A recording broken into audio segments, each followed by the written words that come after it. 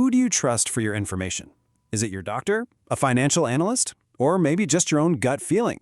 We live in a world that's just full of experts and opinions, and honestly, knowing who to listen to can feel, well, impossible.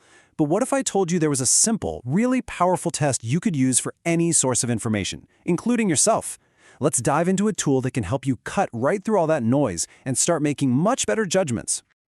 Let's start with something incredibly basic. You believe, with pretty much absolute certainty, that you were born to two human parents. It's a fundamental fact about who you are. But wait a minute, how do you actually know that? You don't have a direct memory of being born, right? You weren't exactly a conscious observer of the event.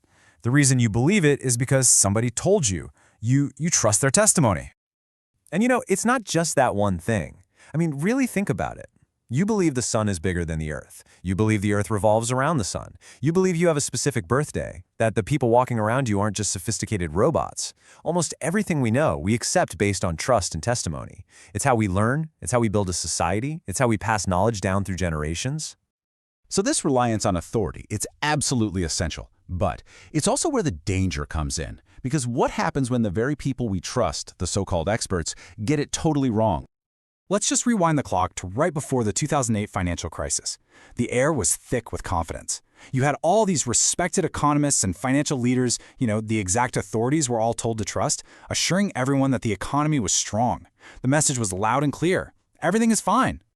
And we all know what happened next, right? That trust wasn't just misplaced, it was completely shattered. And for millions of people who listened to those authorities, the fallout was just devastating. Lost homes, savings completely wiped out, uncertain futures. The consequences were absolutely massive, and it all stemmed from that one simple point of misplaced trust. Now, it's really crucial to understand this isn't always about someone being malicious. Sure, some authorities might be dishonest, but it's way more common that they just make a mistake. They overlook something important, they misinterpret the data they're looking at, or maybe they're just a little careless in their reasoning. At the end of the day, even the smartest people in the world are still human. So this leaves us with a really critical problem. We have to trust authorities to function in the world, but we also know they can be catastrophically wrong. And that brings us to the all-important question. How do we actually do it? How can we sort the reliable experts from the unreliable ones? How do we know when to lean in and listen and when to be skeptical? Well, it turns out there's a remarkably effective way to figure this all out. The solution is a concept you're already pretty familiar with, even if you haven't thought about applying it quite like this before. It's called the track record test. A track record, it's simply an authority's history of being right or wrong about a particular subject. That's it. It is the single most useful tool we have for figuring out whether someone's testimony is worth trusting. It just cuts through all the noise, the reputation, the confidence, the charisma, and gets right to what actually matters: results. So how do you do it? Well, first you have to be super specific about the topic, not just finance, but maybe predicting stock market crashes. Second, you look at their past calls. What did they say was going to happen? And third, what was their success rate? How often were they right versus wrong? It's a simple but really powerful process. And this brings us to a crucial point. Expertise isn't universal.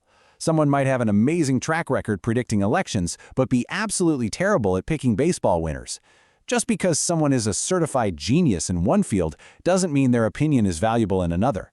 You have to check their track record on the specific topic you're dealing with. So, we've talked about how to judge external authorities, economists, scientists, analysts. But now, we're going to take this tool and apply it to the most important authority you will ever consult. Just think about it for a second. Who gives you advice constantly? Who weighs in on every single major decision you make, from your job to your relationships? That's right, your own gut feelings, your intuition. We tend to treat our instincts like they're a source of some profound truth. But have we ever actually stopped to check their credentials? Let's use a classic example. You go on a first date, and your instincts are just screaming, "This is it. This is the one." You get that overwhelming feeling of certainty. It feels true. But hold on. Before you go planning the wedding, let's apply the test. What is your gut's actual track record when it comes to picking romantic partners? How many times has that exact same feeling of certainty led you down completely the wrong path? Be honest with yourself. Have your instincts really proven themselves to be worthy of your trust on this particular topic? So, the crucial point here is this. Judging our own instincts by their track record just like we would any other expert, is a huge step toward real self-awareness. It lets us separate what feels true from what is demonstrably true, and that brings us a lot closer to an objective view of ourselves and the decisions we make. And that's really the ultimate takeaway. This simple test isn't about becoming a cynic. It's about becoming a better judge of reality. So the next time you're facing a big decision, or you get a really strong gut feeling, or you hear an expert's confident prediction, just stop for a second and ask. Look past the confidence, look beyond the feeling, and examine the history. What is the track record really telling you?